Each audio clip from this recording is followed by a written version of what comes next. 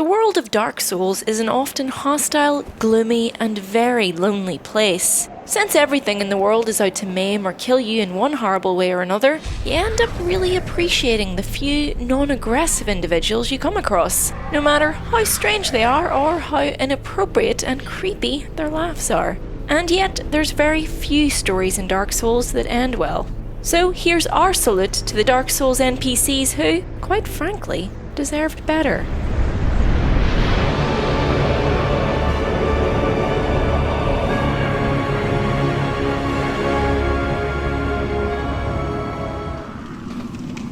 He's the first face you see in Dark Souls. He gifts you your most precious item in any Dark Souls game, tells you a story to send you on the way to greatness, and yet many players forget his name not 10 minutes later. Oscar of Astora rescues you from prison by throwing you a corpse with the dungeon cell key on it.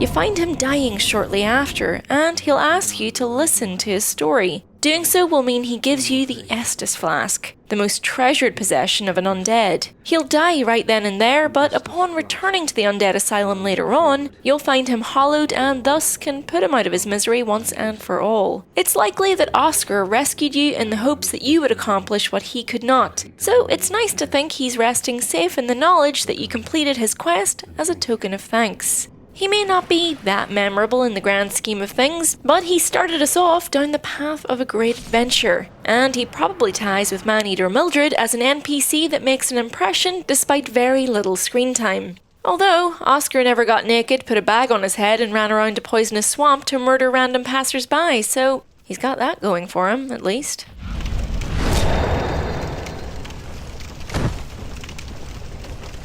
Being a firekeeper in Lordran seems like a bit of a thankless task, but Anastasia of Astora had it worse than most. She's the firekeeper of Firelink Shrine, but is imprisoned in a cell below it, and is mute after having her tongue cut out. It's implied because of some impure transgression, like she said something she wasn't supposed to. As she's deeply pious, it's very possible, likely even, that Anastasia chose her own punishment and imprisonment. Being a goody-goody doesn't stop her from being murdered by some show-off in gold-plated armour, however, as after ringing both bells of awakening or by retrieving the Firekeeper soul from Blighttown, Knight Lautrec of Karim, the shady guy you may have rescued from the undead parish, will murder Anastasia. Grabbing a black eye orb from the scene of the crime means you can catch up with him later though, exacting justice and bringing Anastasia back to life. Bringing her back will restore the Firelink bonfire, but it will also restore her tongue, though she's still a bit unsure of actually using it. Come on, I think being killed counts towards your atonement in a big way. You can afford to live a little, especially since you're bound to hang around here for literally all eternity. Thank you. Now I can continue my duty as a keeper. But I only hope that my impure tongue does not offend.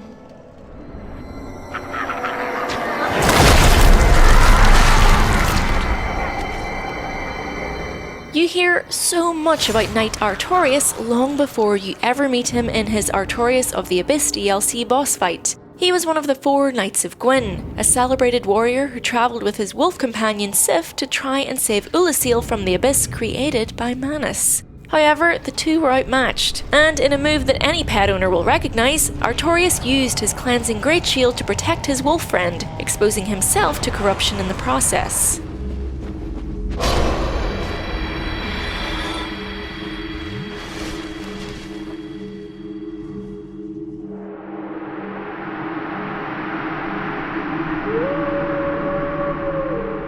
When you come across him in the Colosseum, he has fallen to corruption but is still a badass fighter who is not to be underestimated. This fight actually takes place in the past, as you travel back in time when you initiate the Artorias of the Abyss DLC. In the present day, Artorias' legend lives on, and Sif, fully grown, loyally protects his gravesite in thanks of his sacrifice.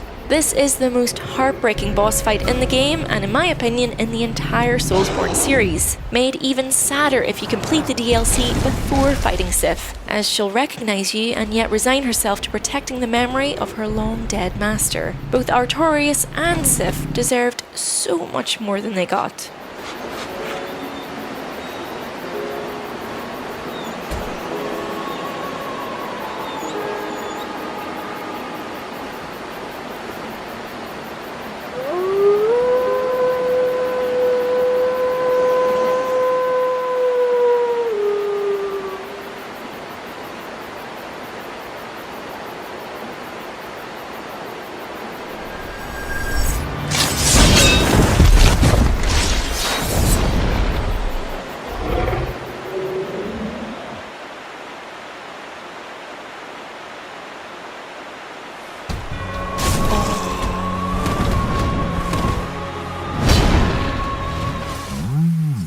Speaking of the Four Knights of Gwyn, however, Hawkeye Goff is another former warrior that you can meet in the Artorias DLC. He's on top of a lock tower where he is imprisoned and blinded after his enemies packed his helmet with tree resin. Despite being a huge giant who could probably fight or climb his way out of here if he really wanted to, Goff is content to just sit here, chill out, and act as shopkeeper to any who may be passing by, whittling weird little stones imbued with the power of his lovely voice. He is the definition of a gentle giant, until you confirm that you might need a hand with defeating Calamite, the black dragon terrorising the area. Goff picks up his great bow and, without hesitation, shoots Calamite out of the sky, despite not being able to actually see him. Then he'll go right back to his carvings as if that wasn't the most badass thing anyone has ever done in the history of anything. Talented and humble. He should be saving the world instead of wasting away up here. See how Goff hunts dragons.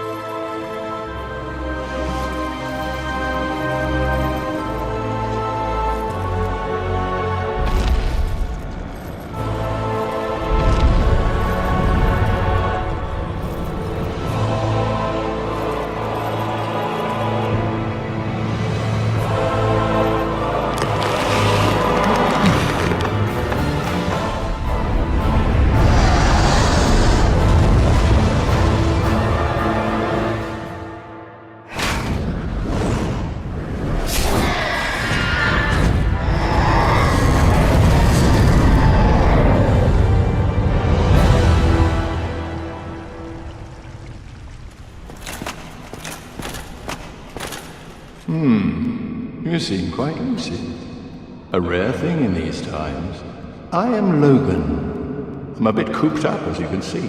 Fashion is an important part of the Souls world. What you wear can often define you for literal eons, and no one has a more cautionary tale about this than Big Hat Lugan. The most skilled sorcerer of his school in Vinheim, scholar of the soul arts, wandering the world for a century in the pursuit of greater wisdom, developer of soul spear magic, and yet he's remembered for his choice of headgear. Oh, to be fair, he deliberately chose a big hat so he could focus exclusively on his studies, but sadly even this couldn't save him from becoming obsessed with Seath to Scalus' magic and eventually losing his mind in the Duke's archives.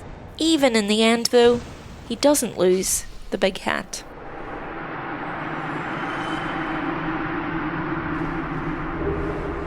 Well, you must be a new arrival. I'm Andre of Astora. Andre the blacksmith is a welcome balm of common sense in an otherwise dark and scary world. You'll hear him tapping away at his anvil before you see him in the undead parish, and woe betide any player who foolishly mistakes him for an enemy. That barrel chest packs a punch. That I'll tear you to shreds, you bloody hollow. Here he'll toll away, never complaining, never asking for anything more out of life, just tapping and waiting for you to come along and upgrade or repair some weapons. There's not a lot known about Andre outside of his work, but it's interesting to note his exceptionally long life, given that he turns up again in Dark Souls 3, mourning his fellow blacksmith, the Giant of Anor Londo, should you give him the Giant's Coal. In a world where everyone seems to die in horrific or tragic circumstances while chasing some misguided dream of fame and glory, we could stand to have a few more Andres who content themselves with hard work in the wholesome service of others. This right here is the real MVP of Dark Souls. It's the territory of we blacksmiths. A smith box just won't do the trick. Quaylag, my dear sister. It feels like out of a lot of raw deals in Lordran, the Fair Lady, aka a Daughter of Chaos, aka Quaylag's sister, aka Quaylan, got one of the worst ones going. Blinded and weakened after swallowing a load of blight pus to help the infected residents of Blighttown. Ugh, gross. She's on the verge of death but kept alive as a firekeeper. Her mother, the Witch of Izalith, attempted to recreate the first flame and keep the world alive, but in doing so lost control and transformed herself and her many daughters and son into demons. The Fair Lady and Quaylag were partially transformed into demon spiders but managed to keep their sanity intact and escape to Blighttown, where they tried to make a fresh start. After you kill Quaylag though, the Fair Lady is all alone, save for her weird, eggy servants. Joining her covenant and feeding her humanity will help her regain some strength, and it also helps towards completing another favourite NPC's questline. And yet, in Dark Souls 3, you can visit the Fair Lady's corpse, though it's not known how much longer she survived. It's nice to know that she was with another of her lost sisters in her final days, but honestly, someone who had a good heart despite, well, turning into a half-demon spider through no fault of her own, deserved a bit of a break.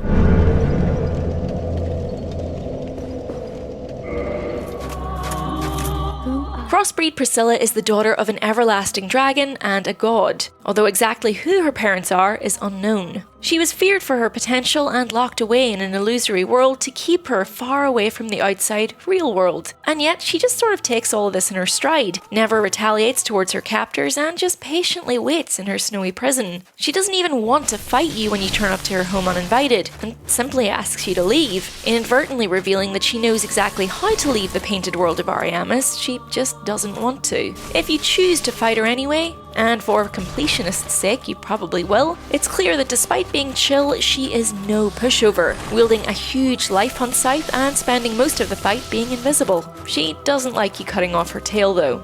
Just a bit too cute and fluffy for Dark Souls really, isn't she?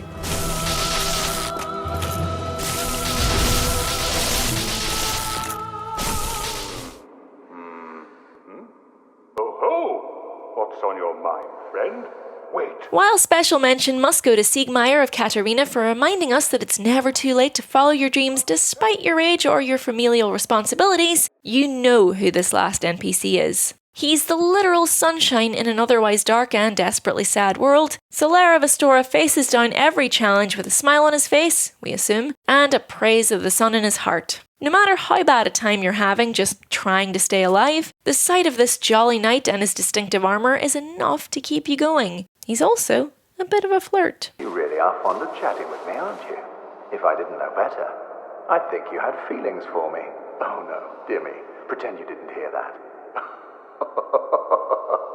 You have to follow a very specific set of steps to save Solare and make him available to help you in the final boss fight. But most players actually want to save him because they're just so fond of him and his gross incandescence. We'll be your son any day, Solare.